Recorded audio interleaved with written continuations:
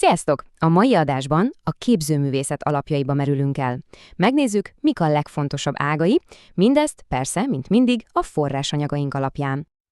Na, kezdjünk is rögtön egy igazán nagy kérdéssel, ami az egész téma szívébe vág. Miért van az, hogy az emberiség ősidők óta alkot?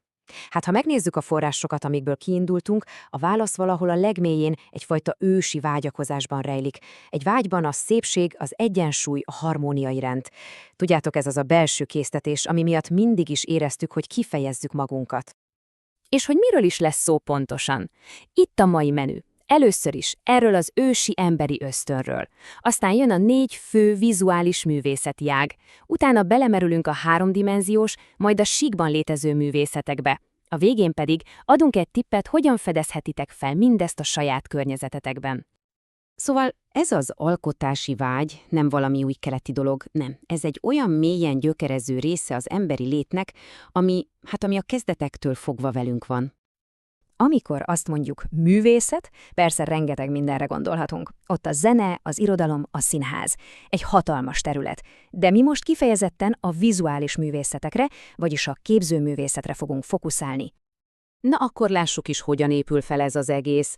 A vizuális művészeteket hagyományosan 4 nagy alapvető ágra szokás bontani. Az első ilyen ág az építészet. A művészet, ami a tereket tervezi, ahol élünk. A második a szobrászat, ami a 3-dimenziós formák létrehozásáról szól. A harmadik a festészet, vagyis a világ ábrázolása egy 2-dimenziós felületen.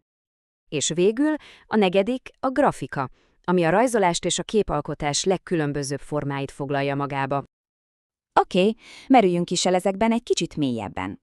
Kezdjük azokkal a művészeti ágakkal, amik fizikai teret foglalnak el.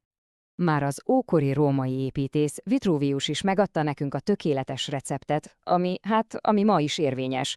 Azt mondta, egy jó épületnek 3 alapvető kritériumnak kell megfelelnie. Legyen erős, legyen hasznos, és persze legyen szép is. Rendben, nézzük a szobrászatot. Itt az egész arról szól, hogy az alkotó formát és életet ad valamilyen anyagnak. És itt a legfontosabb dolog az, hogy megértsük a 2 fő típusát, és azt, hogy hogyan viszonyulnak a térhez. Van egyrészt a dombormű, ahol a formák egy sík felületből emelkednek ki. A másik pedig a körplasztika. Ez egy teljesen szabadon álló alkotás, amit minden oldalról körbejárhatunk. A 3 dimenzióból pedig helyezzük át a fókuszt a 2-dimenziós síkra. A festészetet rengetegféleképpen lehet csoportosítani, de itt van a 3 leggyakoribb műfaj, amivel biztosan találkoztatok már. A tájkép, a portré és a csendélet.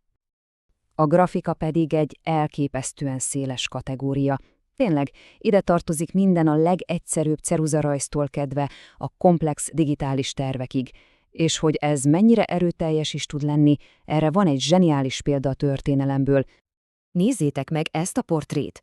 Ez itt Tudor Vladimirescu, egy híres román történelmi alak. Na de, ami igazán érdekessé teszi ezt a képet, az a története. A festő, amen, ugyanis soha, de soha nem találkozott vele. Felmerül a kérdés, ugye? Hogy a csodába csinálta? A megoldás egészen hihetetlen. A képet teljes egészében Vladimirescu titkárának elmondása alapján festette meg. Csak szavakat használt, és azokból hozta létre ezt az ikonikus képet. Ez tökéletesen megmutatja, milyen elképesztő készség rejlik a grafikai művészetekben. Szóval, hogyan tudjuk mindezt a tudást átültetni a saját életünkbe? A forrásaink egy nagyon egyszerű feladattal zárnak. Legyünk aktív megfigyelői a saját környezetünknek. Nézzetek körül, keressetek érdekes épületeket a környezeteteken, kapjatok lencse végre egy-egy hely szobrot, falfestményt, és ami a legfontosabb, beszélgessetek róla másokkal. Gondoljatok bele, ezzel az egyszerű gyakorlattal a mindennapi útvonalaitok egy csapásra egy élő, szabadtéri galériává változhatnak. És ez elvezet minket az utolsó gondolathoz, amin érdemes elmerengeni. Vajon a ma készülő műalkotások közül melyek lesznek azok, amik a mi korunkat definiálják majd a jövő generációi számára?